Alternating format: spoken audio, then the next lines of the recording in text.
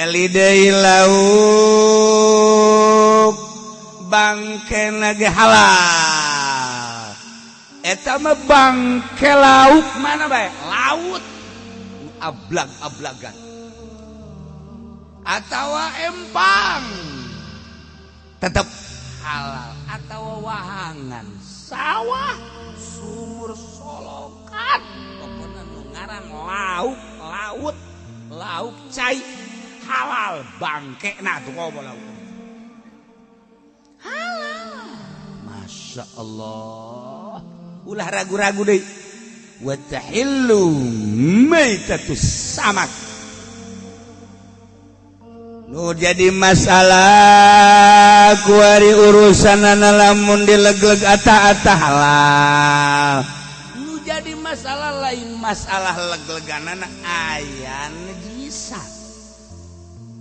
Lauk parai, lauk teri pasti aya taiya. Najis kan ngaran-ngaran tai. Gitu kene betik betok pasti aya taian. Boncel gabus aya taian. Komo segala kakap, segala lauk totongkol, segala lauk bandeng, lauk berbagai-bagai lauk pasti kan aya taian. Mun urang manggih lauk kakap haju ku urang langsung dileg-leg bae. Masalah lauk mah makan halal tai. Jadi masalah tai na ai beuki bah. Di sana ka tai lauk. Masalah ngan tetap haram. Najis. Wari di kulon makan sok disebut bandeng kulon atau bandeng Bandung. Eta kan di TM di NT peda termasuk di NT berikut tai-tai. Pindang Bandung, pindang kulon, pindang berbagai pindang Jawa ditetep ya jeung tai-tai.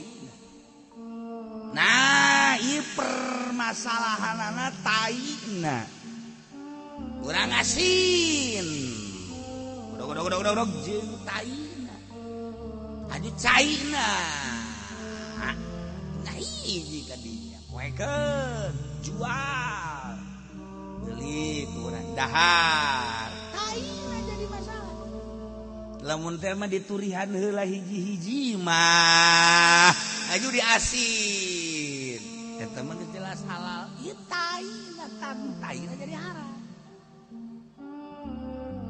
Usul baheula teh ka para kiai. Watu kiai mah ka urusan tai mah sepakat haram. Seluruh kiai di kulon di wetan kabeh haram soal tai lauk tetep najis. Naya lauk jadi permasalahan pindang bandeng, pindang kulon termasuk asin, lauk asin. Nah, kulantaran ribut zaman Syekh Nawawi Tanara, maka Syekh Nawawi ngabahas tentang tai lauk. Cik Syekh Nawawi lamun urang manggih lauk di jalan laukna teri laukna kitu nus kosteri teh tadi naon para hiji deui naon hiji deui sarua ka para cecere hiji deui naon tah duh kos kitu keneh kan aya 3 rupa kan jeler barodok sih kan beda sungut-sungutna doang. Nah, kan ai parai mah kos bandeng tuh kan ai jeler mah mancung kan tuh beda eta keneh kan beda sungut. Tah cek Nawawi urang boga parai, urang boga teri setengah kilo, haju kurang dicokotan,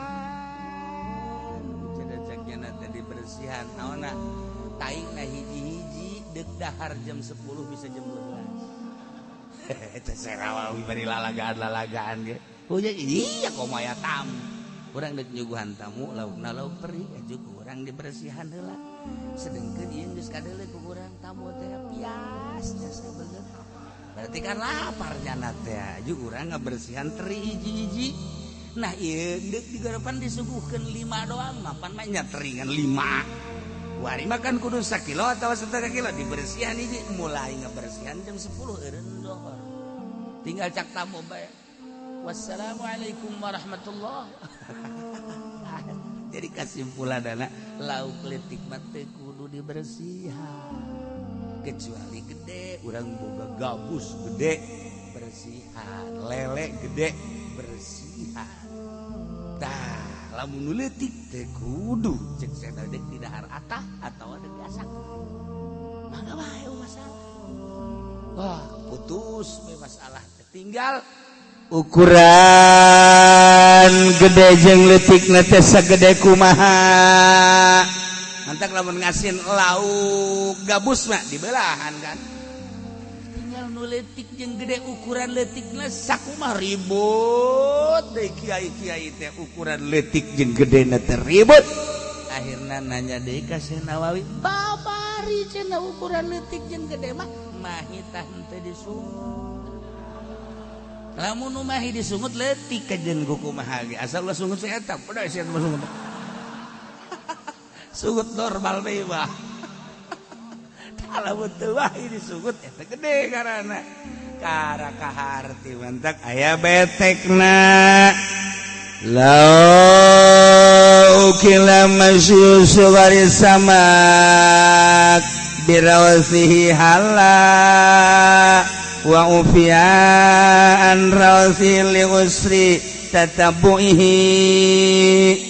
Lamun di dahar lauk leutik meunang ngagoreng berikut taina hala wa ufian rawsi dihampura ina taina elatna li usri tatabuihi lantaran hese angel sulit mersihanana lauk leutik.